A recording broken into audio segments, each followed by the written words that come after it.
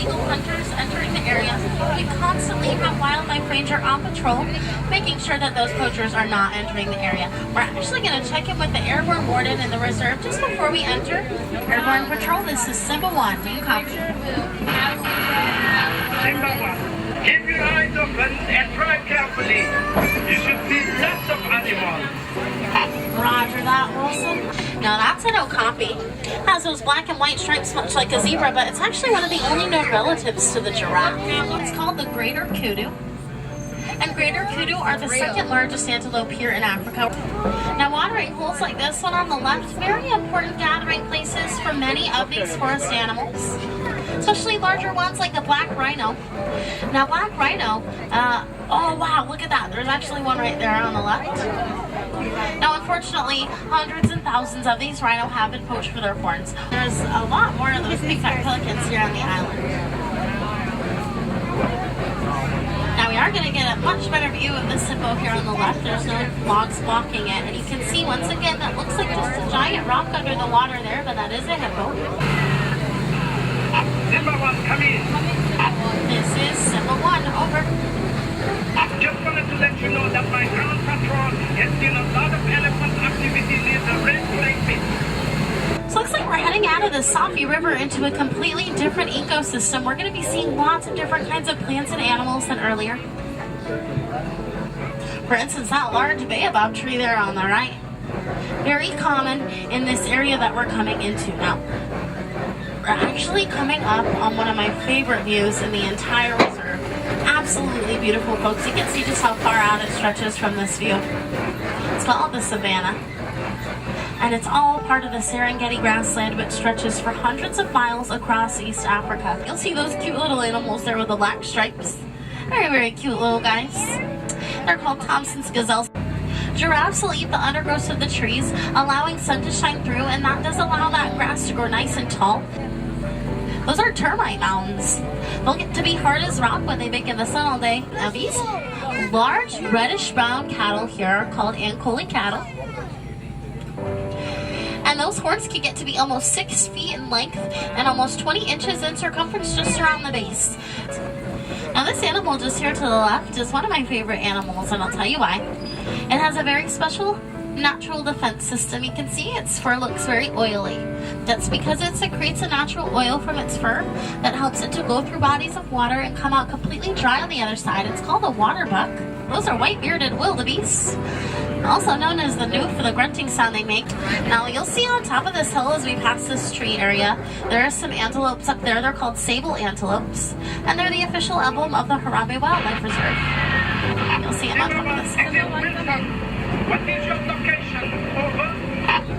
Heading towards Monkey Point, Wilson, over. Keep your eyes open for me. We picked up a baby elephant that was wandering off on its own. We can't find the mother. I'm afraid poachers may be in the reserve. Oh no.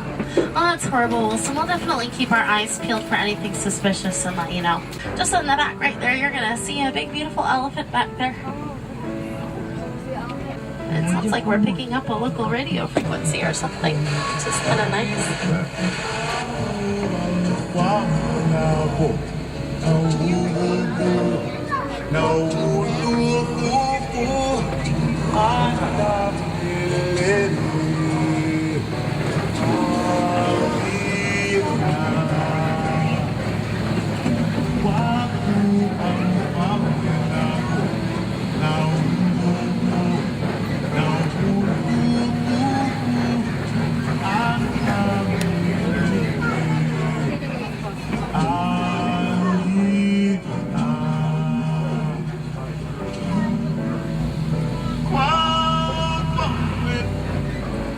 I guess we lost that local radio frequency. That's alright. So folks, just to the right here, you're going to see some red clay with some tusk marks. Elephants will commonly occupy themselves by those red clay pit areas. They'll eat that red clay for all the nutrients it provides. Oh, and some more elephants to the left. This actually looks like a pretty young elephant too. Those elephants will stay with their mothers for about 14 years after birth, so that elephant's mother is probably very close by actually. Great elephant sightings there. Alright, so it looks like a flock of greater flamingo have flown into this watering pool here. Greater flamingo are the lightest in coloring of all flamingo, and they do get that light pink tint from the food that they find, and that is mostly from shrimp. But anything with keratin in it will give them that light pink tint. Now I see some large footprints here in the dirt. White rhino are a great success story here in Africa. At one point they were very close to extinction. Now here on the right to the bottom of the truck, you're going to see those large white eggs. Very, very large eggs. Those are ostrich eggs. Hey, Baba, I see you at the junction. I suggest you go west. It will be worth it. Roger that, Wilson. We'll head that way in just a bit. There's this giant rock structure up ahead. It's called a kopie, and it's a great place to find lion because lion do tend to use that height. Oh, look at that. There's a couple ostrich there. That's a bontebok over there. Bonteboks are very special because they're almost extinct in the wild. Now these white animals we're coming up on, they're standing very, very still. They have those big, long, curly horns. Those are addax. And addax, like the bontebok that we see in the way back right there, are almost extinct in the wild. Hey, Baba, there are poachers in the area. Can you help us cut them off? Alright, Wilson, I think we're in. Uh-oh. Wilson, come in. I'm seeing a smashed gate here on the left. I'm going to enter. Looks pretty suspicious, and it might be where the poachers enter the reserve. Let me know if I'm heading the right way. Over.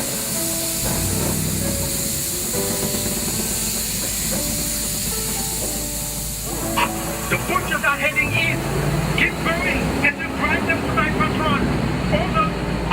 Roger that, Wilson. We're heading that way now. Over, folks. Oh, no. Geysers. Hold on. It's okay, there's the mother elephant. Thanks to you, they are now both safe. We see that baby now, Wilson. Looks like we did get a little bit off of our scheduled adventure. I'm going to have to drop you off just a couple weeks early at the warden's post. And here at Harambe, we don't say goodbye. We say kwaherini, which means go well. So kwaherini, everyone.